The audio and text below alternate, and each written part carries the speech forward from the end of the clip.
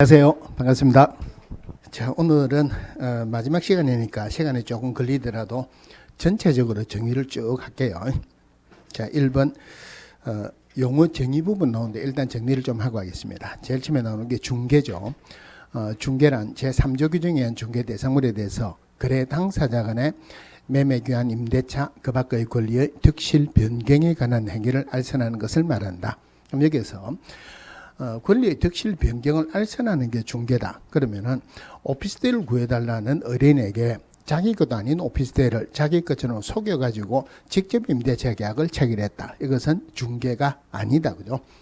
물론 중개 대상의 권리는 매매 교환 임대차 그 밖의 권리, 한마디로 등기되는 권리는 다 들어갑니다. 물론 임대차는 등기가 돼도 안 돼도 중개 대상 권리에 해당한다 그랬죠. 그런데 유치권하고 법정지상권, 등기되는 권리는 아니죠. 하지만 이 두 개는 일신 전속적인 권리는 아니다. 그래서 이전할 수 있다 그죠. 이전할 때는 중개 대상 권리에 해당한다. 쌍방 당사자로부터 의뢰를 받는 게 원칙인데 일방 당사자의 의뢰에 의해서 이런 권리의 득실 변경을 알선하는 것도 중개에 해당될 수 있다. 자, 그 다음에 공인중개사, 이 법에서 공인중개사 자격을 취득한 자를 말한다. 공인중개사 자격만으로는 중개업을 못하죠. 그래서 자격을 취득한 자로서 중개업을 하는 자를 말한다. 아니라는 거 조심하시고, 물론 외국에서 자격증을 딴 사람은 우리 법에 의한 공인중개사가 아니다. 그죠? 제일 많이 나오는 게 중개업이에요. 조심해야 되는 게 중개라는 개념에서 업을 붙인다 이러면 안 되죠. 그죠? 중개업 나오면은 핵심이 보수를 받아야 된다. 즉 보수를 다른 사람의 의뢰에 의해서 일정한 보수를 받고 중개를 업으로 하는 것을 말한다. 보수를 안 받으면 중개업 아니죠. 무등록자가 거래계약 체결하고 보수를 달라고 약속 요구하는 상태에서는 아직 보수를 안 받았기 때문에 중개업에 해당하지 않는다. 즉 그 사람을 무등록자로 처벌할 수 없다. 또 중개업이란 계속 반복적으로 영리를 목적으로 하는 것을 말한다. 우연히 한번 하는 것은 중개업 아니다. 그죠? 물론 중개행위인지 아닌지의 판단은 그 중개행위를 하는 본인이 판단하는 게 아니고 사회통념상 객관적으로 판단한다. 중개 대상의 권리에 저당권도 들어가죠. 그래서 의뢰를 받고 보수를 받고 저당권 설정하는 것을 업으로 해도 중개업에 해당하는데 금전 소비대차 알선에 부수하여 저당권 설정하는 것을 업으로 해도 물론 중개업에 해당한다. 무등록자가 의뢰를 받고 보수를 받고 중개를 업으로 해도 무등록자가 중개업을 해도 중개업에 해당합니다. 세탁소하면서 중개업하는 것도 중개업 맞죠. 문방구하면서 중개업하는 것도 중개업 맞다. 그럼 컨설팅 행위에 부수해서 중개 행위가 계속적으로 이루어졌다 하더라도 중개업에 해당될 수 있다. 그 다음에 기업공개사, 이 법에서 중개사무소 개설 등록한 자를 말한다. 자, 기업공개사의 종별에 법인인 기업공개사, 공인중개사는 기업공개사, 그리고 중개인도 있죠. 중개는 공개사가 아니니까 개설 등록한 공인중개사를 말한다. 이러면 틀리죠. 그죠? 물론 기업공개사, 중개업을 영위하는 자를 말한다. 아니라는 것 조심하시고, 그 다음에 고용인 중에서 자격증이 있으면 소속 공개사, 자격증이 없으면 중개보조원입니다. 소속 공개사 할 때 소속되었다, 공주회사다 일단 찾고, 그 다음에 법인의 임원이나 사원으로서 공인중개사인 자도 소속 공개사에 해당한다. 즉 법인의 임원이나 사원으로서 공인중개사인 자도 포함한다 그랬죠. 물론 소속 공개사는 중개 업무 할 수 있지 해야 되는 의무가 있는 것은 아닙니다. 그래서 소속 공개사가 거래계약서나 확인설명서를 작성할 수 있지 작성해야 되는 의무가 있는 것은 아니다. 물론 소속 공개사 업무를 수행했다면은 거래계약서나 확인설명서를 누가 작성했다 하더라도 그 기업공개사하고 소속 공개사는 둘 다가 서명 및 날인해야 된다. 자, 중개보존할 때도 일단 소속되었다, 공주회사가 아니다 찾아야 되죠. 그래서 중개보존이란 공인중개사가 아닌 자로서 기업공개사에 소속되어 중개대상물에 대한 현장 안내 및 일반 서무 등 기업공개사의 중개업무와 관련된 단순한 업무를 보조하는 자를 말한다. 물론 중개보존할 때 절대 중개업무 할 수 있다 이런 말이 들어가면 안 되죠. 거래계약서는 확인설명서 작성할 수 있다 이런 말도 들어가면 안 된다. 그죠? 자, 1번 볼게요. 공인중개사 법령상 중개업 및 중개행위에 관한 설명으로 틀린 것 하면 일단 틀린 데다가 꼭 표하시고, 자, 1번 다른 사람의 의뢰에서 일정한 보수를 받고 토지에 대해서 금전 소비대자 알선에 부수하여 재단권 설정에 관한 행위에 알선을 의불하는 경우 중개업에 해당한다. 맞네요. 그죠? 맞으면 1번 앞에다가 동그라미 치세요. 이번에 부동산 중개인가 부동산 컨설팅 행위에 부수하여 이루어진 경우라도 중개업에 해당될 수 있다. 맞나요? 또 동그라미 치고 3번 중개업 등록을 하지 않은 자가 즉 무등록자가 다른 사람의 의뢰에서 일정한 보수를 받고 중개를 의불한 경우 즉 중개업을 한 경우에도 중개업에 해당한다. 맞죠? 중개 행위에 해당하는지 여부는 진정으로 거래 당사자를 위해서 거래를 알선 중개하려는 의사를 갖고 있었느냐 하는 개업공개사 주관적인 의사에서 결정된다. 이거 틀리죠. 그죠?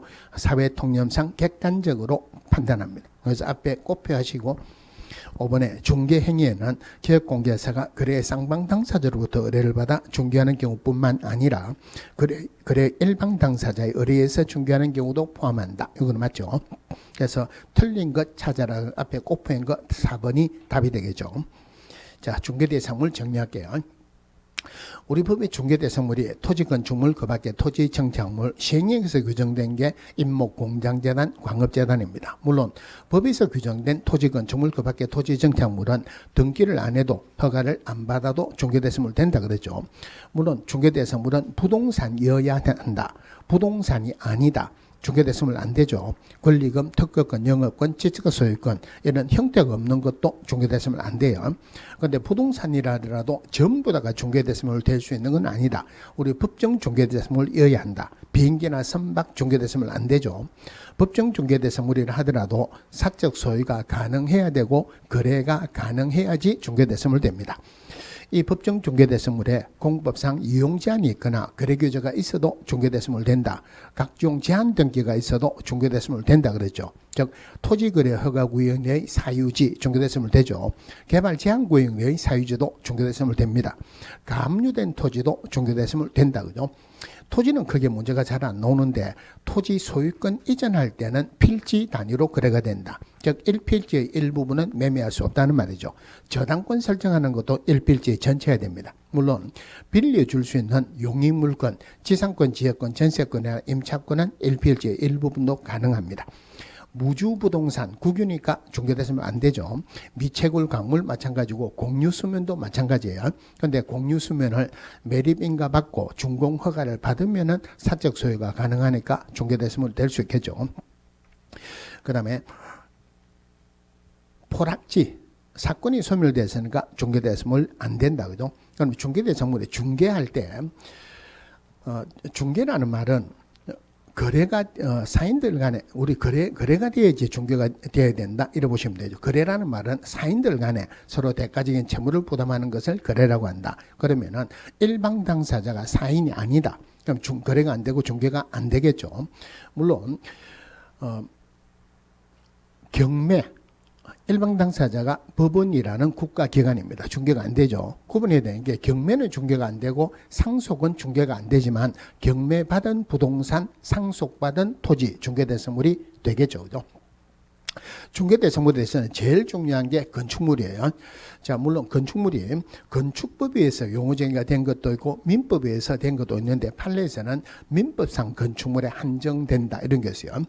그런데 한 번씩 나오는 게 세차장 구조물, 즉 콘크리트 바닥 위에 철제빔을 올리고 볼트나 노트로서 쉽게 분리나 철거가 가능하고 삼면을 지붕이라 또는 벽이라 할 만한 것이 없는 세차장 구조물, 한마디로 토지 정착물 아니죠. 중개대상물이 될 수 없다 그죠.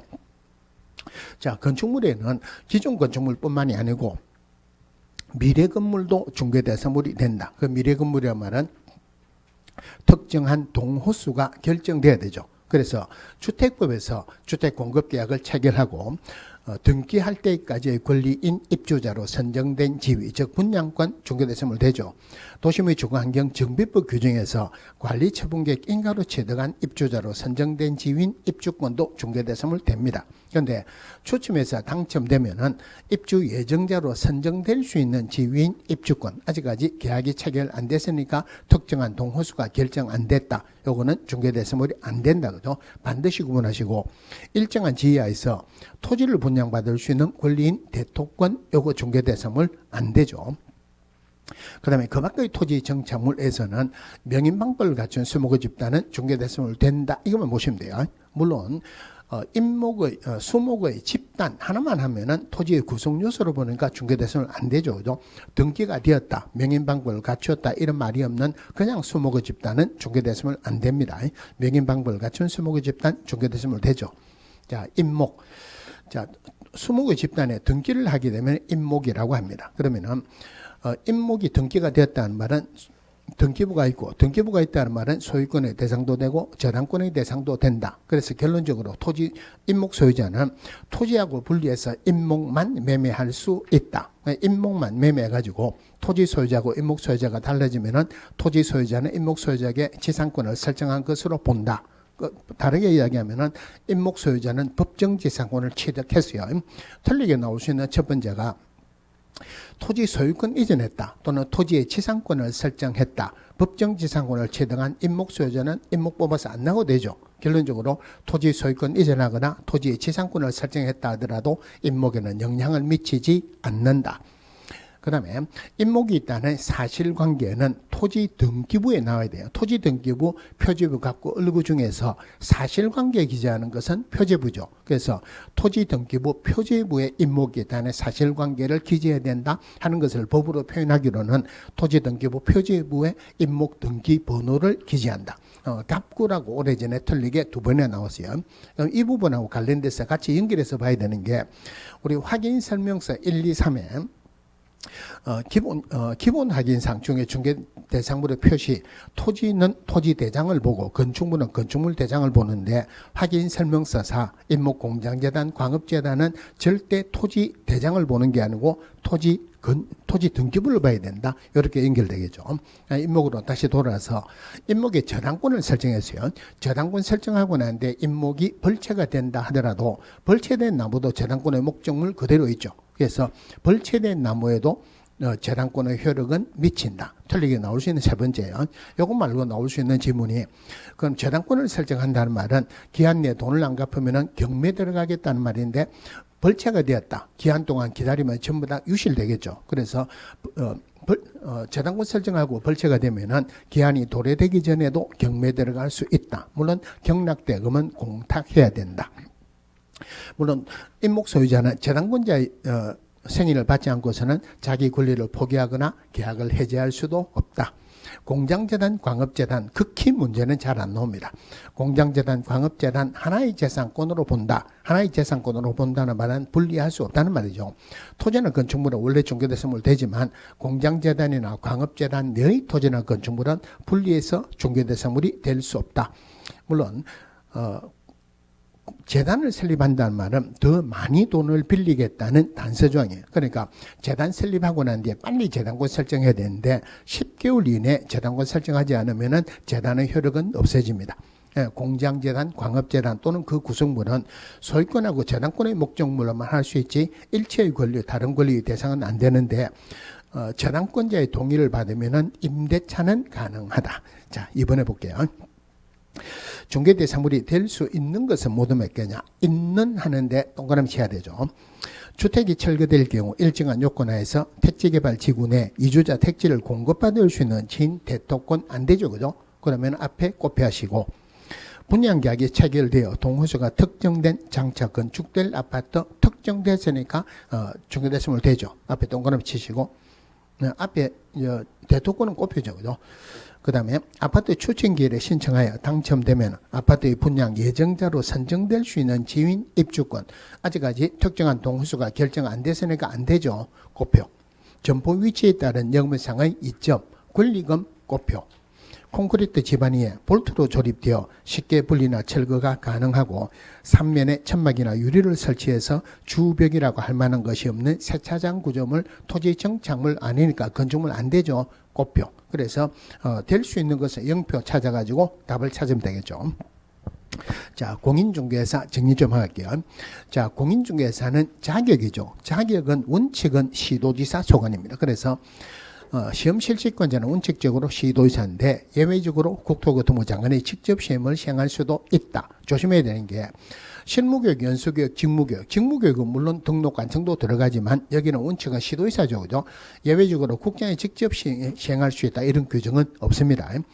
그러면은 시험에서는 자격은 실시권자인 때만 국장이 들어갈 수 있고 나머지는 전부 다가 시도지사 소관이죠. 그래서 자격증 교부도 절대 시험 시행기관이 장이 교부하는 게 아니고 시도지사가 우리가 공부하는 첫 번째 목적이 자격증 교부 받는 거니까 합격자 결정 공고로부터 1개월 이내에 자격증을 교부해야 된다. 자격증 재교부 신청도 물론 시도지사 그중에서 교부한 시도지사에게 재교부 신청하겠죠. 국토교통부 장관이 직접 시험을 시행하려는 경우는 공주에서 정책심의위원회 의결을 거쳐야 된다. 그럼 정책심의위원회는 첫 번째 봐야 되는 게 국토교통부에 둔다가 아니고 둘 수 있다. 위원장은 국장이 하는 것도 아니고 국장이 지명하는 것도 아니고 제1차관이 한다. 대신에 위원을 뽑거나 해촉하는 것은 국장이 합니다. 위원이 심의를 할 때 자기하고 조금이라도 관련되는 게 있으면 스스로 빠져야 되죠. 자, 정책심의위원회 7자니까 위원장 1인을 포함해서 7명 이상 11명 이내. 물론 임기 2자니까 2년이죠. 물론 여기에서는 처음에 나서니까 1회 안에서 연임할 수 있다. 이런 규정은 없죠. 그죠? 국장이 책임을 안 지기 위해서 제1차관이 한다. 그러니까 여기는 부위원장이 있으면 부위원장도 책임을 져야 되니까 여기는 부위원장이라는 제도는 없습니다. 물론 7자니까 소집할 때 7일 전까지 통보한다. 그런데 부득이한 사유는 사유가 있으면 하루 전까지 통보해도 된다는 예외 규정이 있죠. 공유재사 정책심의위원회에서 심의 의결하는 사항이 첫 글자 따지면은 육보시 보장, 육성이죠. 중기업 육성, 보수 변경에 관한 사항, 시험 등 자격 취대에 관한 사항, 그 다음에 보장, 손해배상 책임의 보장, 요 중에서 시험 등 자격 취대에 관한 사항은 시도의사 소관이죠. 그럼 시도의사가 틀림없이 한마디 할게요. 내 업무인데 왜 당신이 의결하냐. 그러니까 잔소리하지 말라고 따르라고 정책심의위원회에서 시험 등 자격 취대에 관한 사항을 정한 때는 시도지사는 이에 따라야 한다. 자, 공인중개사가 될 수 없는 자 2명이죠. 자격 취소되고 3년, 부정이행하고 5년, 오로지 이 2명만 공주회사 될 수 없어요. 조심해야 되는 게 등록의 결격 사유에 해당하는 구체적인 내용을 내가지고 들어가면은 헷갈립니다. 공개사 될 수 없는 자 오로지 자격 취소되고 3년 부정이행량 5년 2명밖에 없죠. 그죠? 여기서 자격 취소되고 3년 동안은 공인중개사도 될 수 없고 등록의 결격사유도 해당한다. 그런데 부정행위하고 5년 동안은 공인중개사가 될 수 없지 절대 등록의 결격사에 해당하는 것은 아니다. 공인중개사 자격증 대여 양도했다. 빌려주면은 무조건 취소돼요. 자, 꼭 나오는 게 형벌할 때 등록증이든 자격증이든 빌려줬다, 빌렸다 무조건 일천이에요. 빌려주면 무조건 취소되죠. 등록 취소되면은 등록증 빌려주면 등록 취소, 자격증 빌려주면은 자격 취소입니다. 자, 공인중개사가 아닌 자는 공인중개사 또는 유사명칭을 사용할 수 없다. 우리 법에서 인자, 아닌 자 구분하는 게 3개죠. 그죠? 아닌 자가 위반하면 벌이 큽니다. 1년에 1천. 인자가 위반하면 100만 원 이하의 과태료죠. 그럼 공인중개사 아닌 자는 공인중개사 또는 유사명칭을 사용할 수 없다. 1년에 1천이죠. 또 하나가 중개사무소 명칭에 기업공개사는 공인중개사 사무소 또는 부동산 중개라는 문자를 써야 된다. 이거 위반하면은 100만 원 이하의 과태료. 기업공개사 아닌 자는 공인중개사 사무소, 부동산 중개 또는 유사명칭을 사용해서는 안 된다. 위반하면은 1년에 1천. 또 하나가 표시 광고는 오로지 기업공개사만 할 수 있다. 기업공개사 아닌 자가 표시 광고하면은 1년에 1천. 기업공개사가 표시 광고할 때 위반하면은 100만 원 이하의 과태료죠. 자, 아까 공인중개사가 아닌 자가 유사명칭을 쓸 때 자주 나오는 판례가 공인중개사가 아닌 자가 자기 명함에 부동산 뉴스 대표라는 명함을 쓰게 되면은 일반인으로 하여금 공인중개사라고 오인할 소지가 있다. 그래서 이것도 유사명칭에 해당한다. 1년에 1천입니다. 자, 3번 볼게요. 자, 공인중개사에 관한 설명으로 틀린 것은 공인중개사 정책심의위원회는 국토교통부에 둘 수 있다. 그럼 틀린 것 앞에 꼽혀하고 1번은 맞죠. 그죠? 마지막 앞에다가 동그라미 치세요. 공인중개사 자격이 취소된 후 3년이 경과되지 아니한 자는 공인중개사가 될 수 없다. 맞고. 공주회사 정책심의원에서 공주회사 시험에 관한 사항을 정하는 경우는 시도사는 이에 따라야 한다. 맞죠? 그죠? 이게 헷갈리게 중개보수 변경에 관한 사항을 정한 때는 시도사는 이에 따라야 한다라고 틀리게 나온 적이 있었어요. 시도지사는 합격자 결정 공고로부터 1개월 이내에 자격증을 교부해야 된다. 시도지사가 교부하지 시험시행관의 장이 교부하는 것은 아니다. 그죠? 공인중개사 자격증을 대여받은 자가 임대차 중개를 의뢰받은 자와 직접 거래 당사자로서 임대차 계약을 체결하는 것도 중개행위에 해당한다. 이거는 직접 계약을 체결했지 중개를 한 거는 아니다. 이거 틀렸네요. 그러면은 우리가 시험 칠 때 수수료 내야 되죠. 수수료 정리 좀 하고 들어갈게요. 자, 수수료 내는 것은 한마디로 세 종이에 세 도장 찍는다. 도장값이다 생각하시면 돼요. 그럼 수수료 내는 게 등록 신청할 때, 등록증 재교부 신청할 때, 분사무소 설치 신고할 때, 설치 신고 확인서 재교부 신청할 때, 시험 응시할 때, 자격증 재교부 신청할 때 수수료 냅니다. 그럼 도장 찍어서 받는 것은 수수료 낸다. 이래 보시면 되죠. 대신에 시험 쳐가지고 합격했다. 제일 처음에 자격증 교부 받을 때는 수수료 안 낸다 그랬죠. 요거는 응시하는 수수료 포함되어 있어요. 그리고 지정 신청할 때도 수수료 규정은 없습니다. 저 수수료는 얼마냐? 이게 더 중요한 건데 우리 수수료 얼마다 하는 거는 모르죠. 그죠? 모르니까 시험 범위가 아니다. 대통령령, 국토교통부령 들어가면 안 되죠. 그래서 원칙적으로는 지방자치단체의 조례에 따른 수수료 냅니다. 원칙은 지자체 조례에 따른 수수료 내는데 예외적으로 국토교통부 장관이 직접 시험을 시행하려는 경우 이럴 때는 국토교통부 장관이 결정 공고하는 수수료 또 시험 응시하거나 자격증 재교부 신청한 것을 누구에 위탁했을 때는 위탁받은 자가 위탁한 자의 승인을 얻어서 결정 공고하는 수수료 이러죠. 자, 4번 등록 요건 정리 좀 하고 갈게요. 자, 우리 법에서 이중으로 하지 말한 거 3개가 있죠. 이거는 반드시 문제가 나와요. 이중 등록, 이중 소속, 이중 사무소 형벌 물어볼 때 꼭 나옵니다. 이중으로 하는 거 전부 다 1년에 1천이에요. 그리고 행정 처분할 때도 꼭 나오는데 이중 등록, 이중 소속은 절대 취소, 이중 사무소 상대 취소죠. 그러면은 기업공개사 종별 중에서 지금은 중개인으로는 등록할 수 없죠. 그죠? 등록 신청할 수 있는 자는 오로지 공인중개사고 법인만 등록을 신청할 수 있어요. 그래서 우리 법에서 등록은 기속적이다. 법에 맞으면은 무조건 해주라. 그런데 등록해주지 말라는 게 4개가 있어요. 공인중개사 또는 법인이 아닌 자가 등록 신청했을 때, 그 다음에 등록의 결격사유에 해당됐을 때, 그 다음에 등록 요건에 구비되지 않았을 때, 우리 법뿐만이 아니고 다른 법의 제한에 위반될 때 등록해주지 마라 그랬지 보증 설정 안 했다고 등록해주지 마라는 말은 있을 수가 없죠. 자, 근데 공인중개사도 등록 신청할 수 있는데 소속 공개사로서 등록 신청해서 기업공개사 되면은 이중 소속에 해당하죠. 결론적으로 공인중개사 가로 열고 소속 공개사를 제외한다. 또는 법인이 아닌 자는 등록 신청할 수 없다. 등록 신청하면은 종별에 따라서 구분해서 등록하고 등록 신청일로부터 7일 이내 문서로 통지한다. 그리고 등록증 교부받고 업무 개시합니다. 그래서 등록 신청할 때 처리 기간은 7일이죠. 대신에 매수인증 대리할 때는 처리 기간은 14일이라고 했어요.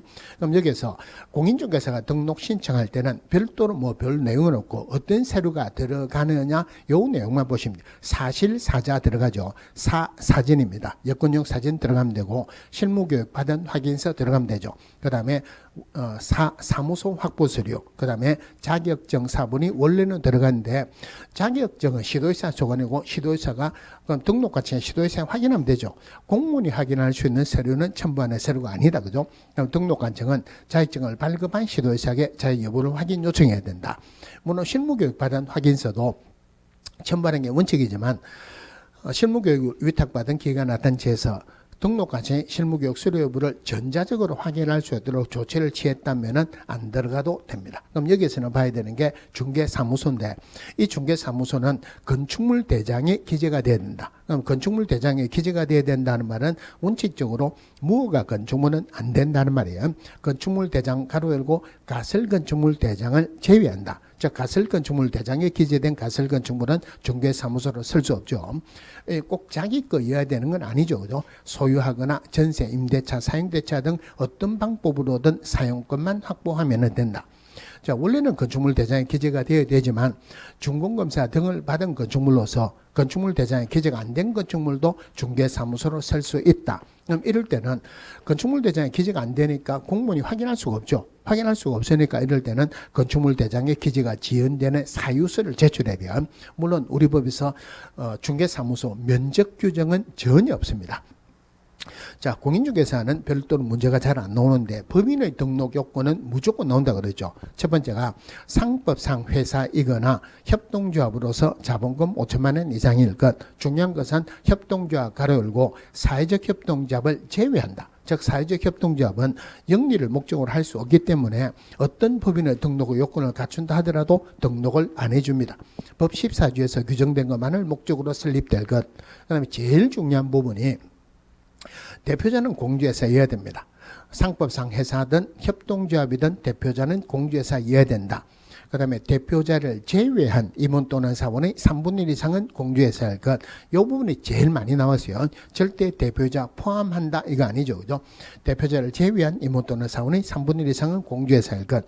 그 다음에 사실사자 들어가면 되죠. 사진, 대표자 사진 들어가면 되고 여기서 실무교육이 중요한데 실무교육은 임원이나 사원 전원입니다.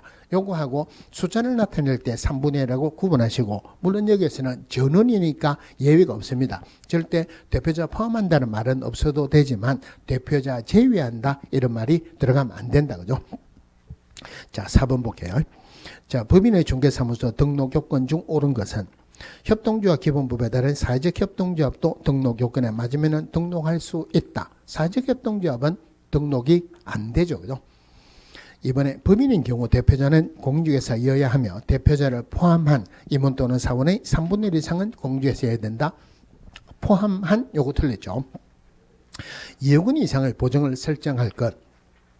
자, 보증은 등록 요건 아니다. 그죠? 그러면은 등록 요건에 보증을 설정할 것 이렇게 나오면 문제가 쉽게 나오는 거예요. 자, 개업공개사 되기 위해서 여기서 특별히 보증 설정하는 시기는 문제는 꼭 나옵니다. 자, 보증은 등록 요건은 아니죠. 보증은 등록 요건이다 이러면 쉽습니다. 틀리죠. 그죠? 그런데 구체적인 숫자가 나오면 훨씬 어려워요. 법인인 개업공개사 되기 위해서 2억 원 이상의 보증을 설정해야 된다 이러면 틀리죠. 개업공개사 되기 위해서 하는 말은 등록하기 위해서 보증을 설정한다 이거 아니다. 그죠? 업무 개시 전까지 합니다. 물론 분사무소는 절대 업무 개시 전까지가 아니고 분사무소 설치 신고 전에 보증 설정해야 되죠. 그래서 이것도 구체적인 숫자가 나오면 더 어렵죠. 분사무소는 업무 개시 전까지 분사무소당 1억 원 이상의 보증을 설정해야 된다. 이러면 틀리죠. 그죠? 업무 개시 전까지가 아니고 분사무소 설치 신고 전까지예요. 물론 매수신청 대리 등록할 때도 헷갈리면 분사무소하고 똑같다고 그러세요. 매수신청 대리도 절대 업무 개시 전까지 아니고 매수신청 대리 등록 신청할 때 보증 설정 서류가 같이 들어가야 돼요. 보증을 설정할 것 이게 등록 요건은 아니죠. 4번에 법인이 중개업 및 겸업 제한에 위배되지 않는 업무만을 영위할 목적으로 설립될 것. 즉 법 14조에서 규정된 것만을 목적으로 설립될 것.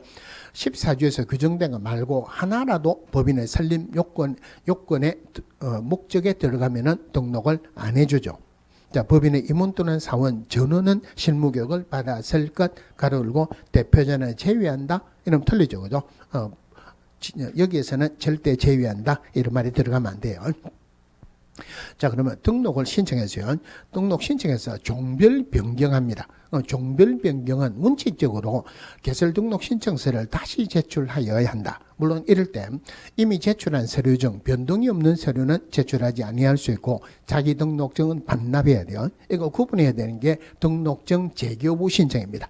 자, 예를 들어서 대구 공주회사 사무소 있는 것을 새대구 공주회사 사무소로 바꾼다. 등록증 재교부 신청이에요. 그럼 이럴 때는 자기 등록 번호는 그대로 쓰면 됩니까? 등록 번호가 새로 나와야 됩니까? 이름만 바꾸면 되지 등록 번호가 새로 나와야 될 필요는 없죠. 등록 번호를 그대로 쓸 수 있으면은 등록증 재교부를 신청한다. 등록번호가 새로 나와야 될 것 같으면은 신규 등록이라 즉 등록 신청서를 다시 제출한다. 이렇죠. 그죠? 물론 등록증 재교부 신청할 때 문제가 나올 가능성은 별로 없지만 중개인이 공인중개사 기업공개사로 종별 변경하고 동일 등록 관청 내에서 업무를 계속하려는 경우 등록번호 그대로 쓸 수 있으니까 이럴 때는 등록증 재교부를 신청한다 이러죠. 그럼 이거 같이 보셔야 되는 게 협회 통보하는 게 있어요. 자, 협회 통보하는 내용이 행휴 2등분고 굳이 안 해오셔도 사람이 늘어나거나 줄어들면은 협회에 통보해야 된다. 이래 보시면 되죠. 통보하는 내용이 많으니까 끈끈이 통보하지 말고 한 달 모아가지고 한꺼번에 다음 달 10일까지 협회 통보하는데 등록관청이 통보하는 거예요. 그럼 이 중에서 봐야 되는 게 등록관청에 한 행정처분인 등록 취소나 업무 정지에 관한 사항을 통보하지 절대 자격에 관한 사항을 통보하는 것은 아니다. 그러면 아까 등록증 재교부에서요. 예를 들어서 대구 공지회사 사무소에 있는 것을 세대구 공지회사 사무소로 바뀌었다. 그러면은 사람이 늘어난 것도 줄어드는 것도 아니죠. 등록증 재교부는 협회 통보하는 내용은 아니다. 그죠? 자, 등록후 실효 하나 더 보고 갈게요. 자, 등록후 실효할 때 실효 요건이 폐업 신고하면 등록 효력이 없어집니다. 그리고 사망하거나 법인 해산하면은 등록이 취소된다. 그럼 이럴 때는 등록이 취소되어야지 등록 효력이 소멸되는 게 아니고 사망하거나 법인 해산하면은 자동적으로 등록 효력이 없어집니다. 즉 등록 효력이 없어지고 난 뒤에 중개업을 하면은 무등록죄로 처벌받겠죠. 법인 해산했어요. 등록 취소되기 전에 중개업했다. 이미 등록 효력은 없어지니까 무등록죄로 처벌받겠죠. 대신에 이것보다 더 중요한 게 사망하거나 법인 해산하는 거 말고는 그 사유가 발생한다고 해서 등록 효력이 없어지는 게 아니고 등록 취소 처분을 받아야 등록 효력이 없어집니다. 등록 효력이 없어지고 난 뒤에 중개업해야 무등록죄로 처벌받겠죠. 그러면 조심해야 되는 게 결격사유에 해당하면 등록이 취소됩니다. 그럼 결격사유에 해당하는 기업공개사 중개업을 했다. 아직 등록 취소됐다는 말은 안 나왔죠. 그러니까 아직 등록 효력은 살아있죠. 절대 무등록자는 아니다. 그죠? 자, 우리 법에서 무등록자 4명이 있어요. 등록 안 하고 중개업했다. 자, 등록 안 하고 중개업했다 할 때 하나 봐야 되는 게 아까 등록 신청을 하면은 등록하고 등록 신청일로부터 7일 이내 통지한다 그랬죠. 그리고 등록증 교부받습니다. 그러면 등록증 나왔다고 통지는 받았는데 아직 등록증 교부받기 전에 중개업을 했다. 기업공개사입니까? 무등록자입니까? 통지를 받았다는 말은 등록은 했죠. 등록을 했으니까 무등록자는 아닙니다. 대신에 등록 신청한 상태에서 중개업을 했다. 아직 등록했다는 말이 안 나왔으니까 무등록자죠. 자, 이 사람하고 그 다음에 등록 효력이 소멸되고 난 뒤에 중개업했다. 즉 폐업 신고하고 난 뒤에 중개업했다. 그 다음에 법인 해산하고 난 뒤에 중개업했다. 등록 취소되고 난 뒤에 중개업했다. 무등록자 오로지 요 4명밖에 없죠. 무등록자는 우리 법에서 벌이 제일 못하게 하는 거나 법이 제일 크죠. 그죠? 3년 이하의 징역 또는 3천만 원 이하의 벌금입니다. 물론 무등록자의 중개로 이루어진 거래 계약은 유효입니다. 어린하고 무등록자, 즉 무자격자의 보수에 관한 약정은 무조건 무효다. 즉 보수 지급 안 해도 되죠. 지급을 했다 하더라도 돌려받을 수 있다. 무등록자는 보수 청구권은 없다. 그죠? 자, 물론 문제가 잘 나오는 부분은 아닌데 기업공개사 기본 윤리, 기업공개사와 소속공개사는 전문 직업인으로서의 품위를 유지하고 신의성실로서 공정중개할 의무가 있다. 여기는 중개보조는 안 들어가죠. 대신에 비밀전수 의무를 위반했다. 기업공개사 등이에요. 기업공개사 등은 업무상 취득한 비밀을 함부로 누설해서는 안 된다. 위반하면은 1년에 1천이죠. 비급의 대표입니다. 1년에 1천에 한 번씩 나와요. 물론 공인중개사법에서 딱 하나 있는 반의사 불벌죄에 해당한다. 그런데 비밀전수 의무할 때 우리 법이나 다른 법에 특별한 규정이 있는 경우를 제외하고는 하는 예외 규정도 있다. 그래 보시면 되고. 자, 그 다음에 결격사유 볼게요. 자, 등록의 결격사유다. 등록의 결격사유에 해당한다는 말은 등록할 수 없다는 말이죠. 기업공개사 될 수 없다. 이 사람은 소속공개사도 못 되고 중개보조원도 못 된다 그러세요. 다른 말로 기업공개사 등이 될 수 없다. 다르게 표현하면 중개업무에 종사할 수 없다 이 말이죠. 물론 부정행위의 5년 동안은 공인중개사가 될 수 없지 절대 등록의 결격사에 해당하는 것은 아니다. 결격사에 해당하는 사람이 첫 번째가 미성년자, 피성년 후견인, 피한정 후견인, 파산 선고받고 복권되지 아니한 자. 자, 요 4명은 어떤 예외도 없이 결격사에 해당한다. 즉 후견인의 동의를 받든 안 받든 결혼을 했든 안 했든 결격사에 해당한다. 그죠? 또 요 4명은 여기서 벗어나면은 바로 결격사에서 벗어나지 추가로 3년 있어야 되는 것은 아니다. 피성년 후견인, 피한정 후견인 결격사에 해당하지만 피특정 특정 후견인 결격사유가 아니죠. 파산선고받고 복권되지 아니한 자 결격사유에 해당하지만 개인 회생 신청 중에 있는 자로서 법원의 인가 여부가 결정되지 아니한 자 결격사유하고 상관이 없습니다.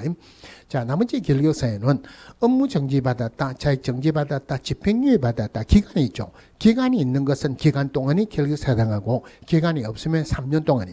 그래서 금고 이상의 형을 선고받고 집행이 종료되거나 면제된 날로부터 3년이 경과되지 아니한 자. 자, 여기서 자주 나오는 게 가석방 됐어요. 가석방은 집행이 종료되는 걸 안 본다 그랬죠. 만기가 잔연기가 지나가야지 집행 종료돼요. 그냥 가석방 되면 절대 가석방 된 날로부터 3년 아니죠. 잔연기 지나고 또 3년이 지나가야지 결격사유에서 벗어난다. 또 하나가 특별사면의 효력은 만기 출소하고 똑같습니다. 그래서 3년 동안 결격사유에 해당하는데 일반 사면은 결격사유하고 아무 상관이 없다. 언제든지 등록할 수 있다. 금고 이상의 형의 집행유예를 받으면 집행유예 기간 동안 결격사유에 해당하는데 선고유예는 결격사유 아니죠. 언제든지 등록할 수 있다. 요 중에서 주로 틀린 답이 나와요. 그 다음에 업무 정지 받았다. 업무 정지 자격 정지 받으면 자격 정지 기간. 그 다음에 업무 정지 받고 폐업한 자로서 업무 정지 기간이 경과되지 아니한 자. 업무 정지를 법인이 받았을 때 핵심은 딱 하나예요. 업무 정지 처분 당시의 임원이나 사원이 아니고 업무 정지 사유 발생했을 때 있던 임원이나 사원, 업무 정지 기간 동안 결격사유에 해당합니다. 물론 결격사유에 해당하는 임원이나 사원이 있는 법인도 결격사유에 해당한다. 다만 2개월 이내 해소하는 경우는 그러하지 아니하다. 자, 요거 말고 결격사유에 자격이 취소됐어요. 공인중개사 자격이 취소되면은 자격 취소된 날부터 3년이죠. 등록이 취소되면은 등록 취소된 날부터 3년. 벌금은 반드시 이 법이어야 되죠. 이 법을 위반해서 300만 이상 벌금 선고받았다. 벌금 선고받은 날로부터 3년 동안 결격사유에 해당합니다. 물론 벌금은 반드시 이 법이어야 되는데 교도소 들어가는 형인 금고 이상의 형이나 집행유예는 어떤 법이라도 결격사유에 해당한다. 구분하시고, 자, 또 개업공개사가 자기 자신의 행위로 이 법을 위반해서 300만 이상 벌금 선고받으면 결격사유에 해당하는데 개업공개사가 고용인 때문에 양벌규정으로 벌금 받았다. 이것은 결격사유를 안 본다 그러죠. 자, 근데 굉장히 중요한 예외가 3개가 있죠. 원래 등록 취소되면 등록 취소된 날부터 3년 동안이 결격사유인데 예외가 첫 번째가 사망하거나 법인 해산했다. 두 번째가 등록 기준이 미달됐다. 등록 기준이 미달됐다. 요 2개로 인해 가지고 등록이 취소됐을 때는 애당초 결격사유를 안 본다 그랬어요. 등록 요건만 맞으면 언제든지 등록할 수 있다 이 말이죠. 제일 골치 아픈 게 내용이 다른 게 결격사유입니다. 자, 결격사유다 하면은 등록이 취소된다. 그러면은 결격사유로 등록이 취소됐을 때는 결격사유 기간은 절대 등록 취소된 날보다 3년이 결격사유가 아니고 원래 있는 결격사유 기간으로 본다. 예를 들어서 징역 3년에 집행유예 5년 받았다. 5년 동안이 결격사유죠. 그럼 등록이 취소됩니다. 징역 3년에 집행유예 5년 받아서 등록 취소된 자는 등록 취소된 날보다 3년이 결격사유가 아니고 원래 결격사유인 집행유예 5년 동안이 결격사유에 해당하죠. 그죠? 주로 문제가 여기서 나오는데 자격이 취소되면은 3년 동안 결격사유죠. 결격사유에 해당하면 등록이 취소됩니다. 그러면은 자격 취소로 등록 취소된 자는 3년간 결격사유 맞죠? 근데 절대 등록 취소된 날부터 3년이 아니고 원래 결격사유인 자격 취소된 날부터 3년 동안이 결격사유죠. 마찬가지로 이 법을 위반해서 300만 이상 벌금 선고받으면 결격사유에 해당한다. 등록이 취소됩니다. 그럼 벌금 선고받아서 등록 취소된 자는 절대 등록 취소된 날보다 3년이 아니고 원래 결격사유인 벌금 선고받은 날로부터 3년 동안이 결격사유에 해당한다. 약방의 감초처럼 나오는 거로서 문제가 결격사유에서 제일 어려운 부분이에요. 제일 꼬이기 쉬운 부분입니다. 결론적으로 결격사유로 등록이 취소됐다. 원래 결격사유를 보는 거지 등록 취소된 날보다 3년으로 보는 것은 아니다. 그죠? 그럼 결격사유에 해당하면 등록을 안 해줍니다. 개업공개사가 되고 난 뒤에 결격사유에 해당하면 등록 취소줍니다. 고용인이 결격사유에 해당하는데 2개월 이내 해소 안 하면 업무 정지주죠. 법인의 임원이나 사원이 결격사유에 해당하는데 2개월 이내 해소 안 하면 법인 자체의 결격사유를 봐가지고 등록 취소준다. 그러면은 등록해준다 안 해준다, 등록 취소준다, 업무 정지준다, 등록 관청이 주죠. 결격사유에 해당한지는 등록 관청이 알아야 된다. 여기는 국장 지도자 들어가면 안 되죠. 등록 관청이 결격사유에 해당한지 여부를 관계기관이 조회할 수 있다. 그래서 우리 행정처분이나 과태료는 자기 소관청에서만 주지만 나머지는 국장 지도자 등록관청에 주로 다니는데 주로 같이 다녀요. 그런데 국장 지도자 절대 들어가면 안 되는 게 결격사에 해당한지 관계위원회 조회하는 거하고 또 사무소 간판에 철거를 명하는 것도 오로지 등록관청만이 할 수 있죠. 자, 5번 볼게요. 기업공개사 등의 결격사유에 대한 설명이다. 틀린 것은 금고 이상의 형을 선고받고 가석방된 자는 가석방된 날로부터 3년이 경과하면 결격사유에 해당하지 않는다. 틀렸죠. 그죠? 잔여행기 지나고 또 3년이 지나가야 돼요. 금고 이상의 형의 선고를 받고 일반 사면 받은 자는 기업공개사가 될 수 없다. 일반 사면은 결격사유가 아니죠. 될 수 있습니다. 형의 선고유예를 받고 3년이 경과되지 아니한 자는 등록의 결격사유에 해당한다. 집행유예는 결격사유에 해당하지만 선고유예는 결격사유와 상관이 없어요. 변호사법 위반해서 300만 원 벌금을 선고받은 경우는 결격사유에 해당한다. 벌금은 반드시 300만 원 이상이지만 이 법이어야 되죠. 변호사법은 이 법 아니니까 결격사유 아니네요. 공인중개사법을 위반해서 300만 원 이상 벌금을 선고받아서 등록이 취소된 자는 등록이 취소된 날보다 3년간 기업공개사가 될 수 없다. 틀렸죠. 그죠? 그러면 벌금 선고받으면 결격사유입니다. 결격사유로 등록 취소됐을 때는 절대 등록 취소된 날보다 3년이 아니고 원래 결격사유인 벌금 선고받은 날로부터 3년 동안 기업공개사가 될 수 없다. 이래야 되죠. 자, 중개사무소 좀 보고 갈게요. 우리 법에서 중개사무소 2개 이상의 사무소 두지 마라 그랬죠. 그죠? 물론 2개 이상의 사무소 두게 되면은 1년에 이중 사무소는 1년에 1천이고 등록을 취소할 수 있다. 상대 취소죠. 그런데 법인인 경우에만 예외적으로 등록가치에 신고하고 분사무소 둘 수 있다. 개인인 기업공개사 분사무소 두게 되면은 이중 사무소로 처벌받습니다. 분사무소는 법인인 기업공개사만 둘 수 있는데 이 분사무소는 시군구별로 두죠. 절대 시도가 아니다. 그죠? 그런데 한 시군구에 사무소 2개는 절대 들어갈 수가 없다. 그래서 분사무소는 주사무소 소재지 시군구를 제외한 시군구별로 설치하되 시군구당 1개소를 초과할 수 없다. 분사무소 설치 신고할 때 등록 신청할 때 들어가는 사실사자에서 사진 대신에 보증 설정 서류가 들어갑니다. 분사무소 설치 신고할 때 보증 설정 서류가 들어간다. 굉장히 중요하다 그랬어요. 그럼 이 서류가 들어가는 게 분사무소 설치 요건이에요. 그럼 요 중에서 사람하고 관련된 것은 분사무소 책임자 규정만 있다. 이래 보시면 돼요. 그래서 실무교육, 분사무소 책임자는 실무교육을 받았을 것. 그 다음에 자격증 사본이 들어가는 것은 아니지만은 분사무소 책임자는 공인중개사일 것. 자, 여기서 자주 나오는 게 특수법인의 분사무소 책임자는 공주회사가 아니어도 된다. 그죠? 특수법인 잠깐 정리하고 할게요. 자, 우리 법인이 들어가든지 아니면 분사무소가 들어가든지 원래는 내가 법인이라는 증명서 첨부를 했어야 되죠. 그런데 지금은 공문에 확인할 수 있으니까 법인 등기상 증명서 안 들어갑니다.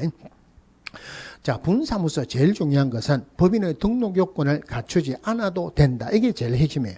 그러면은 분사무소 분사무소의 대표자 공주회사 아니어도 되죠.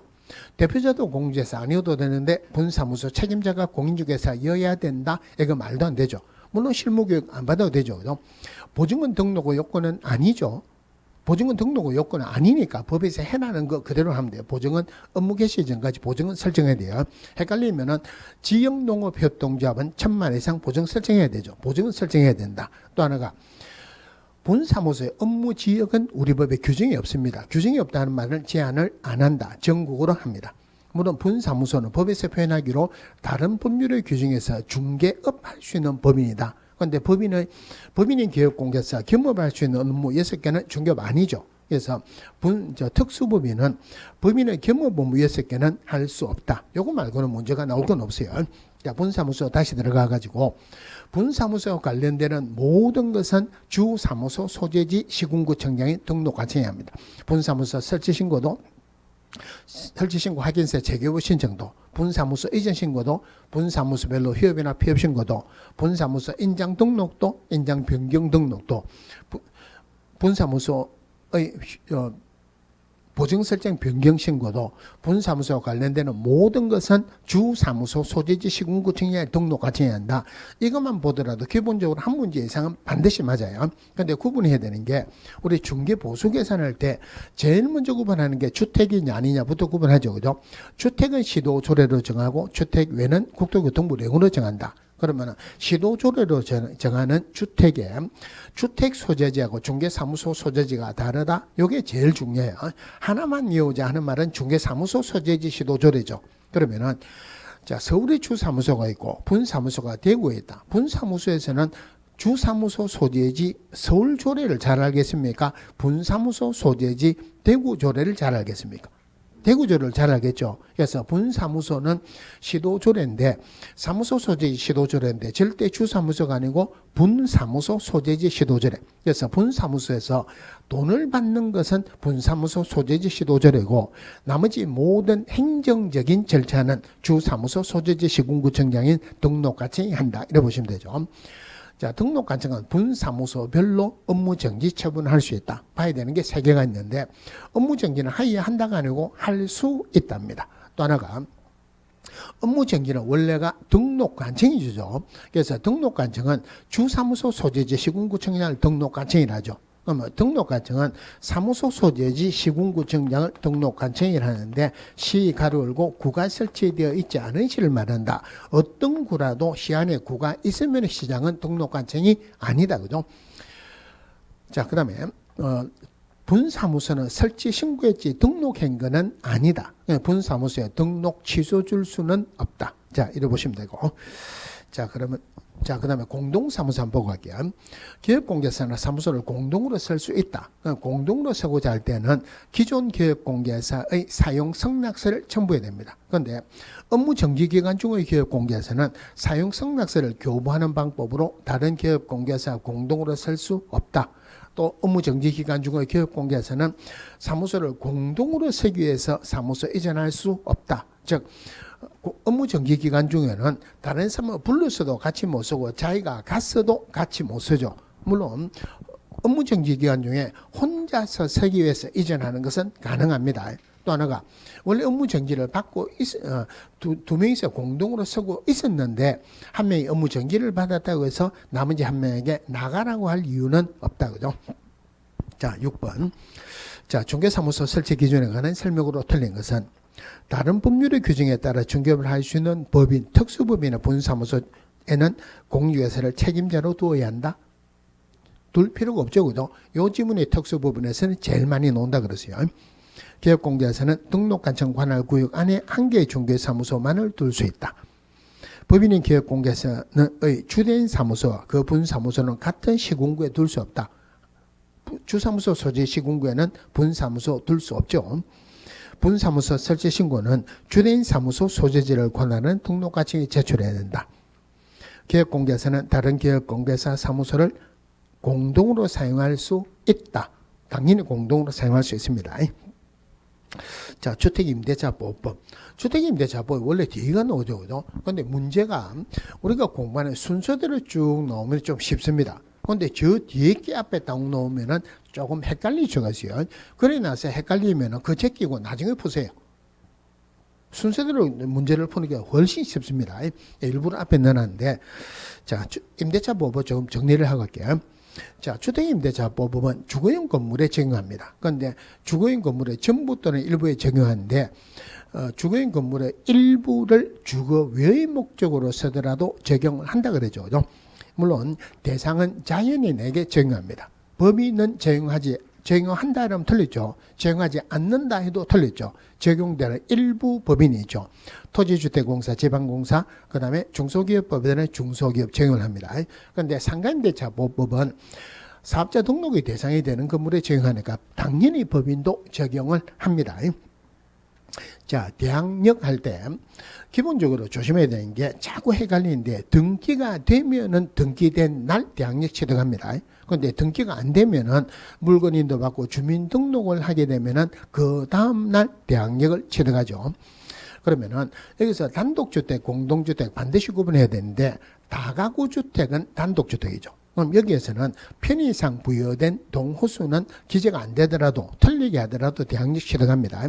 다세대 주택은 동호수가 공동주택이니까 동호수가 기재가 잘못되면은 대항력 취득할 수 없죠. 자, 지분도 똑바로 적어야 되는데 임차인이 애당초 지분을 잘못 적었다 대항력 취득할 수 없죠. 근데 지분을 똑바로 적었는데 공무원이 잘못 적었다 대항력 취득한다 못한다? 취득한다 그죠? 그러니까 일단 결론 하나만 보세요. 임차인이 마지막으로 썼으면은 대항력 취득할 수 없다. 이것만 생각하세요. 그러면은 임차인이 똑바로 썼어요. 똑바로 썼는데 공무원이 착오를 일으켜 가지고 이거 엉터리니까 똑바로 쓰세요 하면서 엉터리로 불러줘서 임차인이 엉터리로 적었다. 대항력 취득한다 못한다? 취득할 수 없다 그죠? 이거 똑같은 거예요. 자, 이제 전입신고가 들어갔습니다. 임대인이 저당권 설정하기 위해서 임차인 몰래 임차인의 주소를 옮겼어요. 대항력 있습니까 없습니까? 임차인이 마지막으로 쓴 거 아니죠. 대항력 있다 이래 보시면 되죠. 자, 근데 동호수 기재가 똑바로 되는데 이 부분에서 조금 조심해야 되는 게 확정일자를 받습니다. 확정일자는 우선 변제 요건이지 최우선 변제 요건 아니죠. 그죠? 확정일자 받을 때 아파트는 공동주택이죠. 아파트에 동호수 기재가 누락되었어요. 확정일자의 효력은 있다. 확정일자는 어제냐 오늘이냐가 중요한 거지 이 집이냐 저 집이냐 하는 게 중요한 건 아니죠. 동호수 기재가 누락되었다 하더라도 확정일자의 효력은 유효합니다. 그러니까 양수인의 임대인의 지위를 승계하는 것으로 본다. 다른 말로 다른 집을 집주인이 다른 사람에게 집을 팔았어요. 그러면 집주인, 임차인, 집주인은 임대인에게 보증금을 지급해야 되는 의무가 없죠. 물론 임차인이 상당한 기간 내 이의를 제기하는 경우는 그러하지 아니하다는 예외 규정도 있죠. 자, 보증금을 못 받아서 경매 들어갈 때 집을 비워줘야 됩니까? 안 비워줘도 됩니까? 안 비워줘도 되죠. 경매 들어갈 때 반대 의무 이행이나 이행의 제공을 집행 개시의 요건으로 하지 않는다. 대신에 보증금을 받기 위해서는 집을 비워줘야 되죠. 양수인에게 인도해야 돼요. 법원에게 인도해야 된다라고 틀리게 나온 적도 있었어요. 자, 우선 변제권. 자, 우선 변제권하고 최우선 변제권 구분해야 되는데 지문에서 나오면은 최우선 변제권이란 지문은 안 나옵니다. 최우선 변제권 할 때는 소액일 때만 주죠. 보증금 전액을 주는 건 아니죠. 일정액을 후순위 권리자보다 말고 다른 권리자보다 자기보다 선순위 권리자에게 준다 하는 말이 나오면은 최우선 변제죠. 그러니까 최우선 변제할 때 소액 보증금 중 일정액을 다른 권리자보다 먼저 준다. 세 개 중에 하나만이라도 나오면은 최우선 변제권이에요. 자, 그럼 우선 변제권, 최우선 변제권 둘 다가 대항력은 있어야 되죠. 대항력이 없으면은 아무것도 안 돼요. 그런데 우선 변제권은 후순위 권리자보다 먼저 주는 거니까 요거는 확정일자를 받아야 되죠. 그러면은 우선 변제권은 대항력이 있고 확정일자를 받으면 확정일자를 받았을 때 우선 변제권이 생깁니다. 그런데 확정일자를 먼저 받았어요. 대항력이 없으면 우선 변제권 안 생기죠. 그럼 그럴 때는 대항력이 생겼을 때 이럴 때 확정일자 효력이 발생한다. 한마디로 우선 변제권은 대항력하고 확정일자가 겹치는 날, 겹치는 시간에 우선 변제권이 생긴다. 이렇게 보시면 되죠. 여기서 자주 나오는 지문이에요. 자, 3월 5일 날 물건 인도받고 주민등록을 했어요. 3월 6일 날 확정일자를 받았다. 3월 6일 날 저당권 설정했다. 그러면은 제일 기본적으로 봐야 되는 게 대항력을 먼저 찾아야 되죠. 대항력은 언제입니까? 대항력은 그 다음 날이죠. 3월 6일 몇 시예요? 0시죠. 그런데 작년인가 재작년인가 확정일자고 저당권을 언제 신청했다 시간이 나왔는데 확정일자 이내는 보면 시간은 안 나옵니다. 저당권 설정하는 등기부에도 시간 안 나와요. 그러니까 우리가 편의상 9시로 봅니다. 그러면은 확정일자는 3월 6일 날 9시죠. 언제 겹쳐집니까? 3월 6일 날 9시에 겹쳐지죠. 이것도 3월 6일 날 9시죠. 그럼 요거 두 개는 동순이다. 동순이라는 말은 배당할 때 안 분배당한다 이 말이죠. 요것만 보면은 다른 건 다 풀리죠. 자, 3월 5일 날 확정일자를 받았어요. 3월 6일 날 물건 인도받고 주민등록했다. 3월 6일 날 저당권 설정했다. 누가 선순입니까?